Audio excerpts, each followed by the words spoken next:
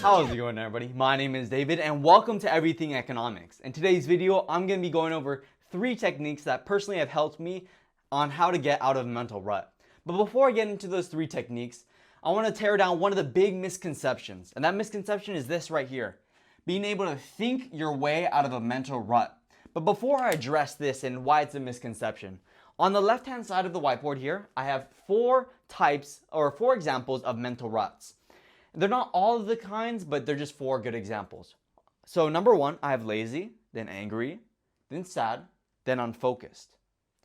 And when you're kind of in this kind of frame shift or this kind of mindset, right, of being lazy, angry, sad, or unfocused, what tends to happen is the people that give advice, the people that give advice to you, whether it's your parents, your friends, your siblings, your counselors, your teachers, whoever may be giving you advice, most likely they give you something generic like, think of positive thoughts, think of happy memories, things of that sort. But the problem with that, even though it has good intentions and they probably just want the best for you, the problem with that is though, when you're lazy or when you're in this lazy mindset, all you can think of is being lazy.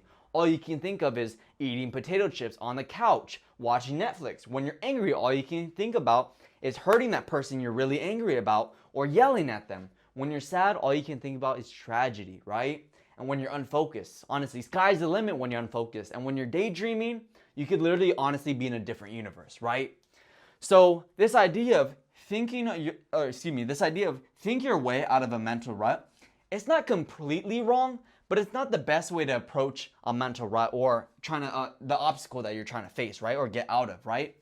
So what you want, how to get out of this is this right here, guys. Bam, a mental reset.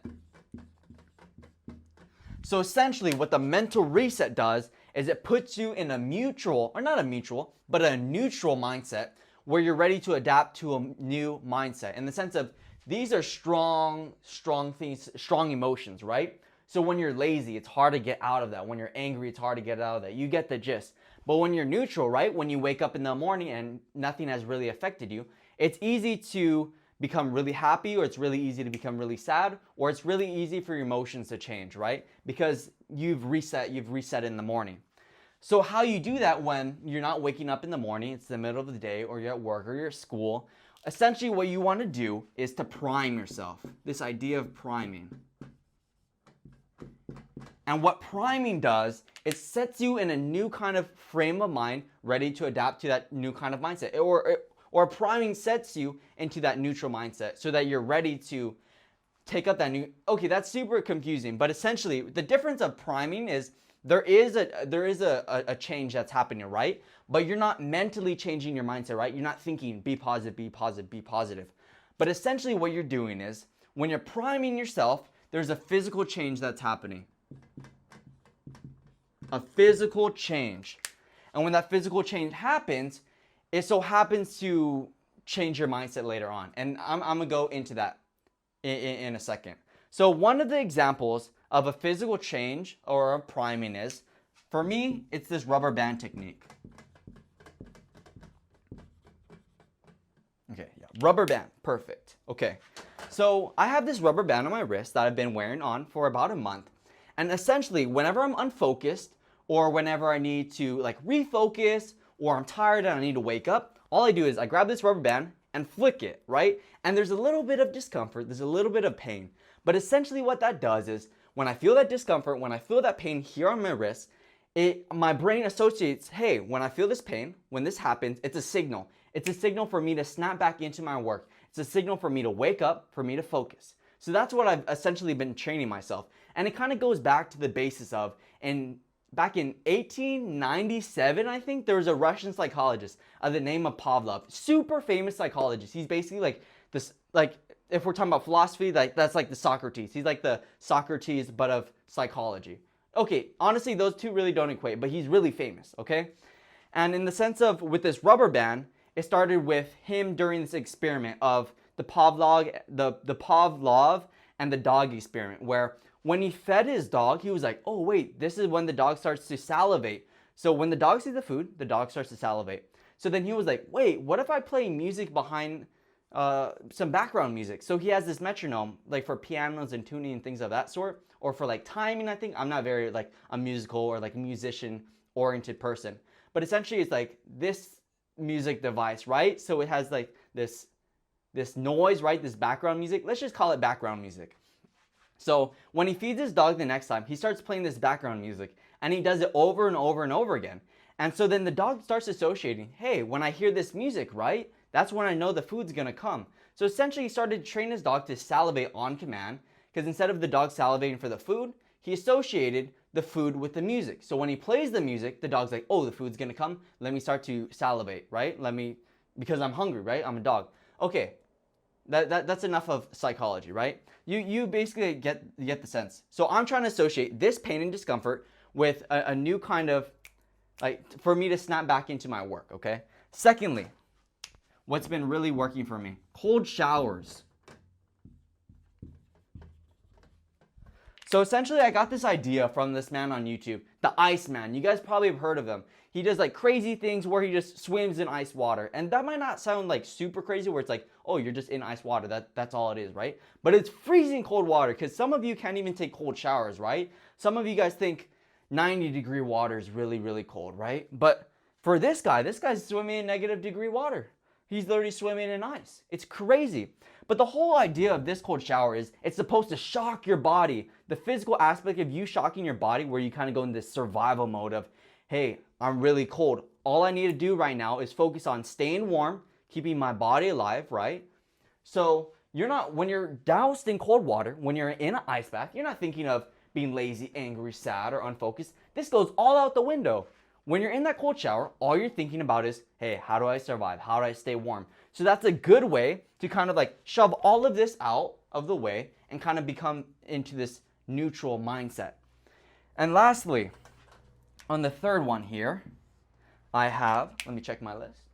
I have your activity and then no music.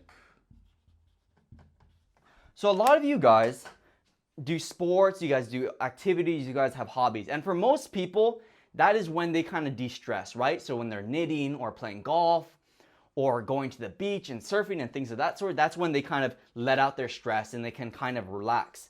But then when I add this no music aspect to it, this is for me personally, because I feel like with music, it kind of has me in like this small, narrow kind of focused mindset where when I have music, I feel like I kind of build this bubble around me. So then I start focusing on all the thoughts. And if I have negative thoughts in my head, if I'm lazy, if I'm angry, I'm sad, and I'm focused, that's all I'm going to be thinking about, right? And when you are in this kind of mindset and you're listening to music, a lot of the kind of music that you're going to be listening to is going to be music that's associated or has kind of like emotional relationship, or not emotional relationship, but it's going to be mirroring the kind of feelings that you have inside, or the kind of emotions that you're feeling. So if you're really angry, you're going to listen to music that pumps you up. It makes you really, really angry. And when you're really sad, you're going to think of really sad music like Sam Smith and things of that sort, those kinds of music, right? So with music, it's very tempting to put on sad music, which honestly emphasizes these kind of mental ruts and puts you even further into that rut. So with music, I don't like to put music on when I go for a run or when I walk, because like I said, it kind of makes you more narrow focused. I feel like when you're not listening to music and you're kind of tuned into like, I guess like God's music or like nature's music, right? Listening to the birds, hearing, even watching cars though. It's nice to like listen to cars. That's one of the sounds that I like. So I like to hear cars drive by. I like to hear the wind. I like to hear the ocean and things of that sort. And I feel like when you're more aware of everything around you, what's happening and the emotions that you feel don't feel as overwhelming, where it's like, whoa, the world's so big that this problem that I'm facing right now isn't going to be that effective, or it's not that it's not a big problem, but that it's only going to be a small obstacle that I'm facing right now in the present. And if these don't work for you, I mean, that's totally like acceptable, because I don't know, these work for me personally, but I hope these work for you, okay guys? So let's just recap over this video. So this idea of thinking your way out of a mental rut, I'm not saying that positive thinking and a positive mindset isn't not going to help, but when you're in this kind of rut of being lazy, angry, sad, and unfocused, not the best way to approach, right? Because you want to have this mental reset where you get into that neutral mindset, and how you do that is by priming. you set yourself up in a situation so that you're ready to kind of adapt or go into that new mindset. And how you do that is through physical change, not through mental change. You're not thinking be positive, be positive, be positive.